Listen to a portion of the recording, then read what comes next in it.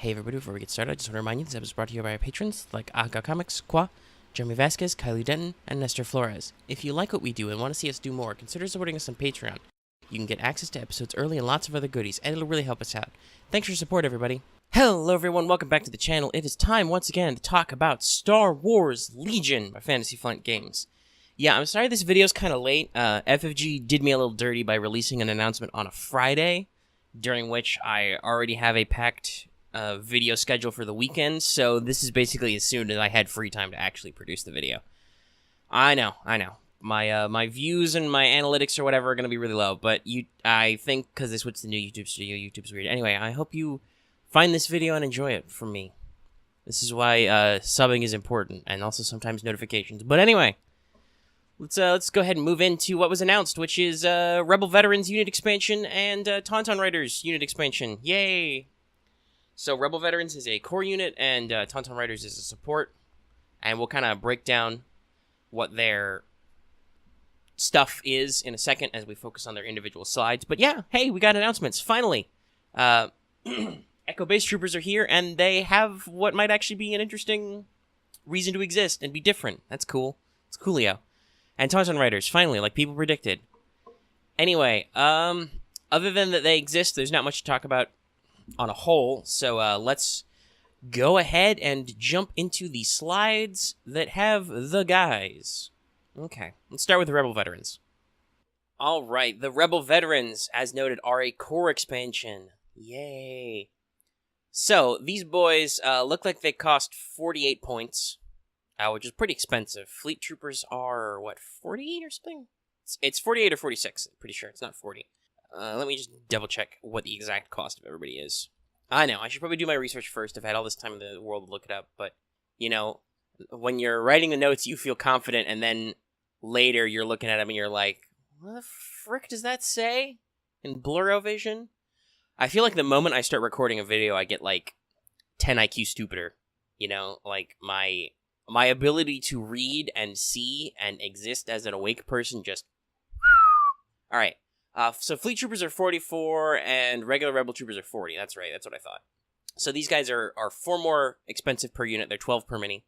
As we can see by the one guy we can see, they have a regular personnel upgrade. You can buy an extra Rebel Veteran for 12 points.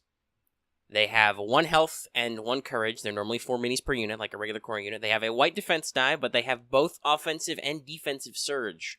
So you're getting a surge improvement here overall from your regular Rebel Troopers. And they're speed 2. They have a black unarmed dice for melee as usual, and they have the A280 blaster rifles for range 1 to 3 black. Yeah, some people have pointed out that technically that should be marked as the C, but what the flip the A280C and or the A295 was always kind of ambiguous. They're using slightly different props, so they have slightly different guns, but functionally I guess the game counts them the same. Alright. They have heavy weapons, trooper, training, gear, and grenade upgrades. That's right, these are a core unit with training, which is super neato. Given the fact that they're still 1 courage, you know, they're not special forces, they're not operating behind enemy lines or whatever, you're probably going to want to stick endurance on them. Like, I would not want to stick duck and cover on these guys. That sounds like a bad idea. Even for the free cover, you know, 1 courage. Because Commander Bubbles is only panic, not suppression. So Endurance is a really good pick for these guys. Maybe Overwatch, which are both in the pack. And they're keywords that we can see. So here's some really interesting things. They have 2 entirely brand new keywords. The first is Defend 1. After you are issued an order, gain 1 dodge token. This is, I think, the crux of how Rebel Veterans work. Is you have to issue them orders, and they gain dodge tokens. But they don't have Nimble, so they don't get that dodge token back. So you really don't want to get an individual unit shot at multiple times. You want them to be in cover so they can utilize it. They don't get the kind of regenerating effect. So you're not going to, like... You're probably not going to scooch them forward a lot like you would with Rebel Troopers. And then they have a new keyword, Coordinate Emplacement Trooper. After you are issued an order, you may issue an order to a friendly emplacement trooper at range 1. So we'll come back to this, and kind of what they've described is what some of the extras are that aren't shown yet. But yeah, so basically these guys work great with emplacement troopers, which currently includes the FD laser cannon tower, and another thing that's in this pack. You may have noticed that guy in a Mark II medium blaster or whatever. And yeah, so they have a weird thing that comes with them, and we'll see how that works because that card is completely hidden.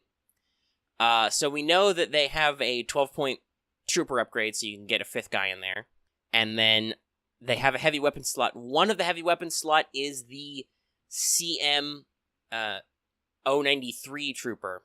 So that is, I think, the first time that big bore blaster cannon guy has been named. This adds that unit. It adds range 1 to 3. It adds at least 3 white dice. And it has a keyword, which is called Critical 2, which seems to be a pocket impact. Basically, it says surges. So I think the internet thinks that it is a free surge to crit conversion for 2 crits.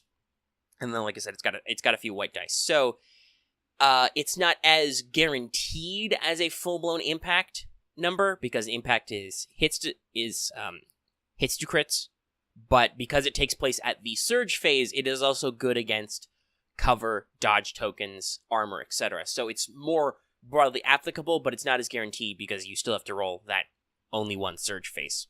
Still, if it adds a decent number of dice and you're shooting with a decent number of rifles, this could be a decent alternative. Hopefully it's not an exhaust, because that would be a real pain in the butt. Hopefully the fact that it is kind of only those 2 results on a very narrow die face means that unlike impact and ion weapons, it doesn't have to be exhaust. Because I think that would get annoying. Excuse me, I coughed. The only other thing we can see in here is they have a gear upgrade of some type that I have no earthly idea what it would be. Would it be recon intel at this point? I don't know. Maybe. Hopefully it's a new thing. And they have Overwatch and Endurance. But what we have learned is that also this unit comes with another unit card, and it comes with technically a separate mini. There's a Mark 1 or Mark 2 medium blaster turret guy who is presumably an emplacement trooper, and they are said to be a detachment of the unit of Rebel Veterans. So without any further clarification, we're not sure what that means. Best guess is it's maybe something like Entourage, only in reverse, where basically in order to take the medium blaster cannon, you have to take Rebel Veterans, but hopefully it doesn't count against your unit total. We can see that the card for presumably the weapon team guy is that he's 38 points, it looks like, and he gets a comms upgrade and has 3 weapons, so presumably he has like maybe punching, probably a sidearm or rifle, and then the actual medium. And what it says is that he can add his attack pool to any friendly person attacking, so kind of like Chewie's 1 command card with Leia. So yeah, we're not entirely sure. We're gonna have to wait for the major preview, I think, to figure what's up, but like, what exactly counts as a detachment? Does he count as a full-blown member of the rank chart? Can you take him solo? So there's a lot of questions there. And we'll just have to see what it does. I think, though, in general, presuming that's that's probably an emplacement trooper because it's a guy on a gun, and with the FD laser turrets. Rebel Veterans are an interesting counterpoint. Some people are like, aren't they just better than Rebel Troopers? I mean, they're 8 more points so expensive, and they don't have Nimble. They don't get those dodge tokens back, right? They get a free dodge token when you give them an order, so they're probably more free to, like, move and shoot, aim and shoot, stuff like that. But they're not as resistant, I think, to continued fire. Your opponent can, has a couple of guys with decent dice pools on you. They're going to put the pressure on you, and you're going to start to go down because there's still one health and 1 white die. All right, so they're good, but they're a little too expensive, I think, to do full-blown 6 Rebel Veterans. I think they make a good. This is what I honestly wanted out of more core units. They make a good alternative to, like, pepper in.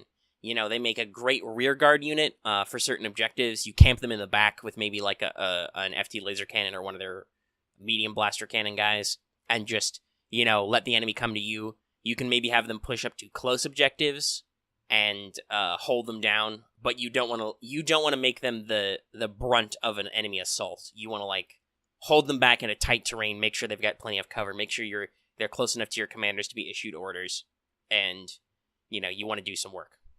Also, I believe we've talked about this. The phrasing of issuing an order means you have to actually be picked at the order phase. When you play a command card, you have to pick those guys. Those guys are issued an order. When you just flip over an order token for activations, that's not being issued an order because it's random. And if that's not correct, somebody double check that for me, but I'm pretty sure that's right because that's what people say talking about the thing.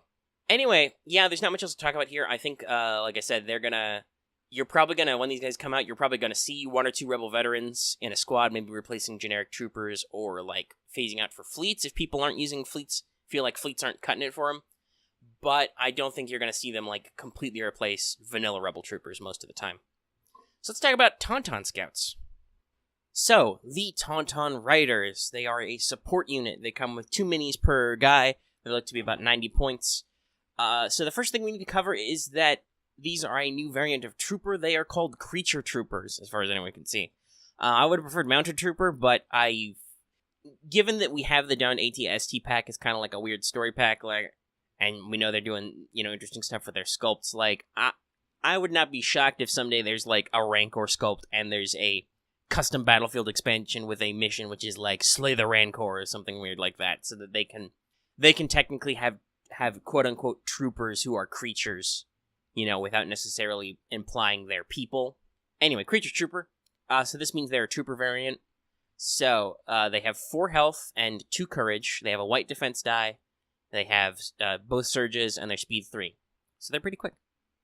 They have the training and the comms upgrade. That's pretty neat.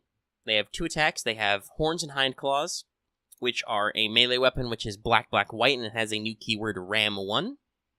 Based on the article description where it says their melee attacks can send snowtroopers flying, I think RAM is a kind of, like, force push-esque ability where you get to, like, scooch enemies you hit back, but this is, like, this is FFG. They can do all kinds of stuff. Some people are like, if you do a move action this turn, you get Impact 1.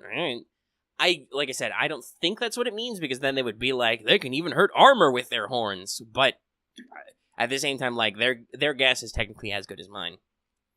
And they also have DL-44 blaster pistols, range 1 to 2, for 2 red dice. So that's 4 reds with surge at range 2. They're going to need that speed. So for keywords, they have Agile 1.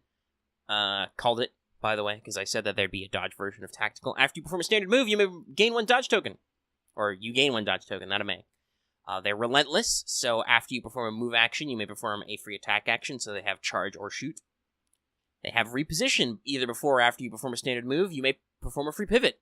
They have sharpshooter 1, while performing a range attack, you can reduce the defender's cover by 1, and they have unhindered to ignore the effects of difficult terrain. So some people are like, for 90 points, compared to speeder bike, some people are like, oh wow, Tauntaun Riders are really good. They are and they aren't. So the important thing to remember is, yes, they're speed 3, and yes, they're unhindered. But they don't have speeder 1, so they can't ignore the height of terrain. They are not expert climbers, and they cannot be expert climbers, so you have to worry about clambering. They have an extra wound, but they have to be within range 2 to start doing damage with those pistols. And they also have absolutely no anti-armor. Like, okay, they have a surge to hit, so they have no surge crit conversion, and there's only 1 crit face on the die. And they have no way to get any impact at all. Other than, I guess, weak points. They could technically use their maneuverability to get in, like, the sides or behind of an AT-ST, but given how mobile these guys are, it might be a little bit harder to give them cover, depending on what you're doing. Like, obviously, since they don't have speed, or they don't have to do a mandatory full speed move, but still, like, they can't ignore height, like I said, but that's still only impact 1. You will get that 1 conversion, but, like, you're firing 4 dice, you get 1 conversion for free. That's not good. They're not good at fighting armor. What obviously they are good at is fighting troopers, because they have sharpshooter. And then some people said, how accurate can these guys be? I'm like, I mean, they're making pistol shots on the back of a speed 3 Tauntaun. They're probably pretty good. But to me, I feel like Legion's not that opaque, right? Like, sharpshooter to me is like a giant flashing signal that says, this is for shooting troopers.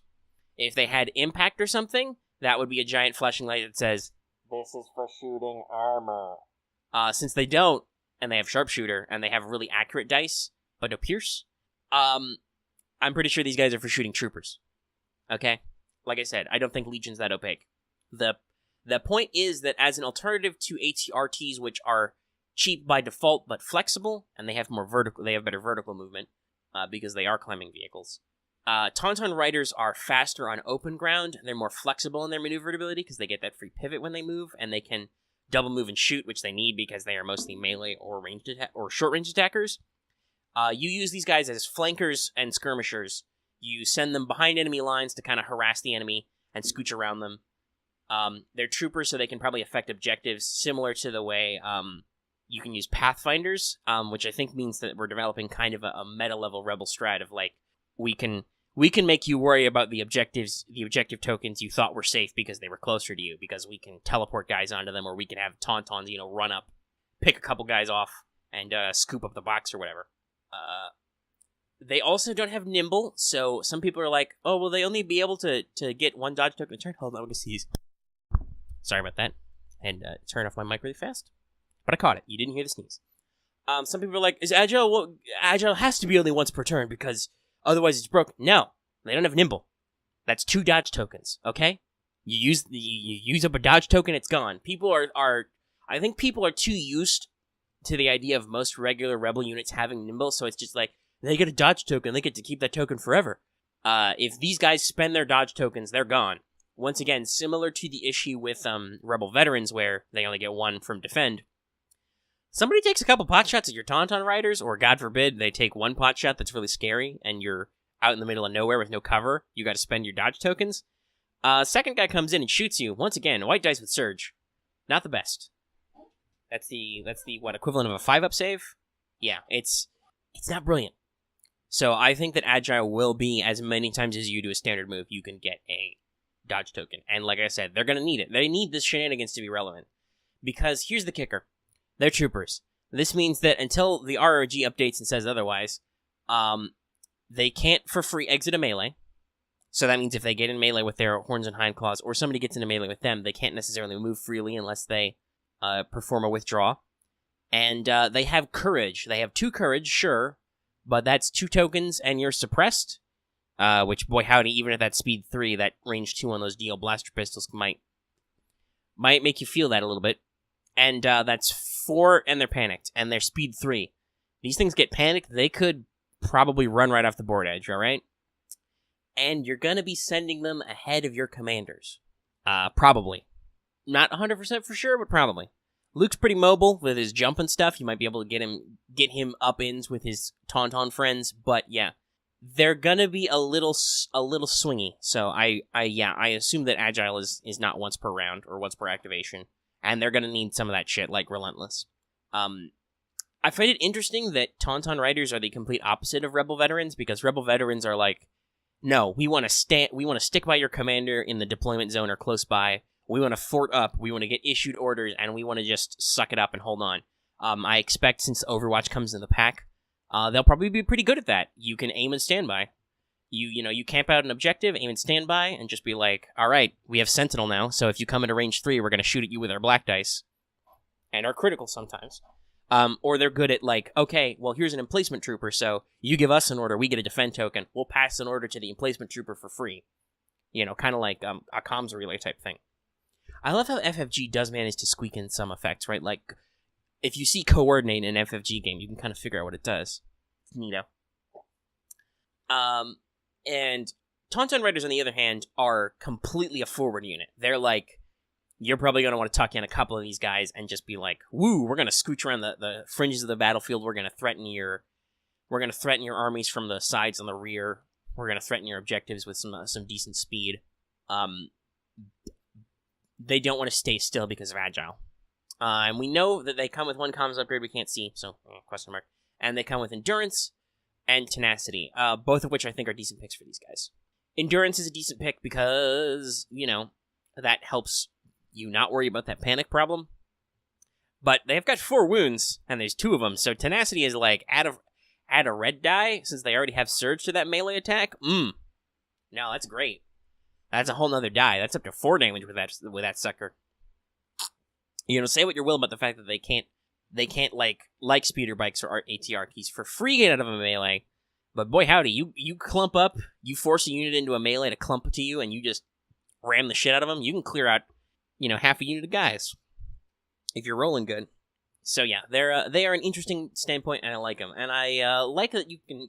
I mean, you probably still want to, like I said, use vanilla Rebel Troopers just because it's easier, but you can kind of build a Hoth-based army now. For that comms, I mean, I don't know what the new upgrade is that might be better, but it's got to be a long range or HQ uplink, right? because they're so distant from you. Yeah. Okay, that's about it for the new units. Let's go ahead and wind this down. And so, here we are at the end with my final slide, which is the rampant speculation slide. Dewbacks next? Shore Troopers next? Who knows? So there's been some discussion about how much parity there is. I think the use of the units is wildly different. Like, I mean, compare Death Troopers and Krennic to Jyn and Pathfinders. Like, well, we can't fully compare Krennic, but I think overall, like, the difference between, like, it turns out that the keyword that they share that they're bringing is is compel with that one Death Trooper heavy weapon upgrade, right? So like and the Pathfinders and Jyn are both infiltrate units, which is weird. Well, not weird, but you know what I mean. Like it's their one weird trick, I should say. So you can tell that this part wasn't necessarily pre-scripted. This is a recent idea I'm having because of forum stuff. But so basically what I'm getting at is what you actually do with the units isn't the same. Like arguably even like Wookiee, what do you do with Wookiees and Royal Guards? Technically, they're both melee-focused units, but you use them completely differently. Wookiees, because they have expert climate and unhinder, you want to use them as flankers and ambushers and kind of use their ability to get over terrain to come at units weird and block them up and get them into melee. Royal Guards, you want to use it as a literal interception force. You want to put them close by your commanders or your more important units because they have Guardian, and you want them to form a wall so your opponent cannot use Luke or Wookiees or Vader or whatever and get into a melee killing fields with more important units. So they both have a melee focus. They're both special forces units. They have similar upgrades so that you can include the same upgrades for both factions. You use them completely differently.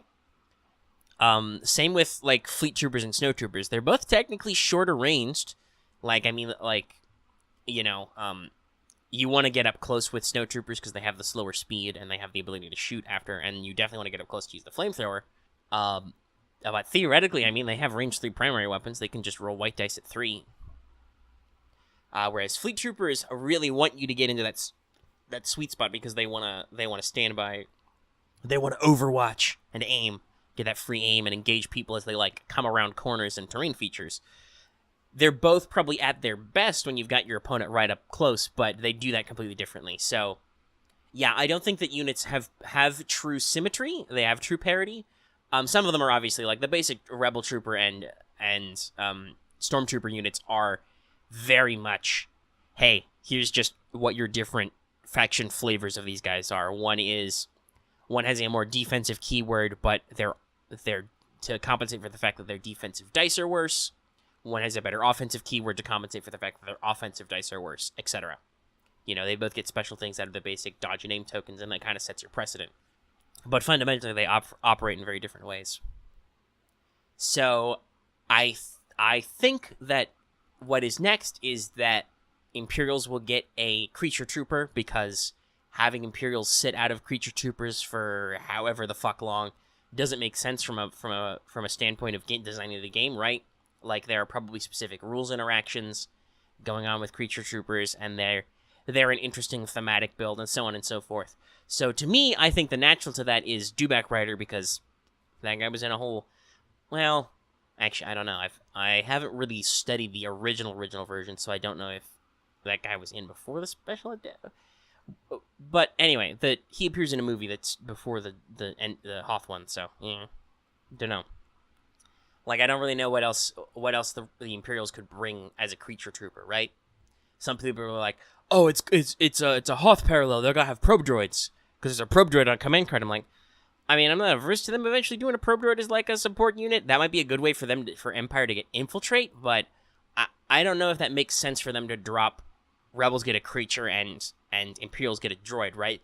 Honestly, that's like more symmetrical in a thematic sense than a lot of these releases are, right? They don't have to be that symmetrical in terms of what movie they're from. Like, I don't think I'd be upset if they did that, but I think it would be surprising based on how they do stuff. To me, I speculate Shore Troopers because, like, some people are like, oh, they've got special training. To me, that screams the fact that they're a core unit with a training slot, which is what I think the parity is here. Like, I think that the Imperials are going to get a trooper unit, a core unit that has a training slot in addition to the regular heavy weapon stuff. And that'll be how they do And I could see them with a different, the keywords don't need to... Death Troopers versus Pathfinders really shows the keywords don't even need to make sense, right? They don't even need coordinate or the aim token version of defend, who the flip knows. Some people are thinking because they want to lean into that dewback that Sand Troopers are next. I could kind of see that because the Sand Troopers who appear are supposed to be like 501st guys, so you could say that they're elites, but I don't know. Like some people have said on the forums, I don't know if they really do enough different than Stormtroopers, right? They have slight visual differences. They'd all have pauldrons and they'd all have backpacks, but we already have Stormtroopers with pauldrons and backpacks. They'd have slightly different weapons, but like I said, I don't know. I don't know if that's a really good way for them to be fundamentally different and still hit what I think is like the elite thing. That's why I don't think that they're going to be Mud Troopers next, because there's no reason for Mud Troopers to have a training slot, and if they do, I'd be upset, because that doesn't feel right to me, right? Like, generic Imperial Army conscripts fighting in trenches get a training upgrade, but Stormtroopers, the Emperor's finest boys in white don't? No. Same way as I don't think it'll be Navy Troopers. And honestly, while they could do Navy Troopers to counterpoint Fleet Troopers, they could also just as easily do Mud Troop...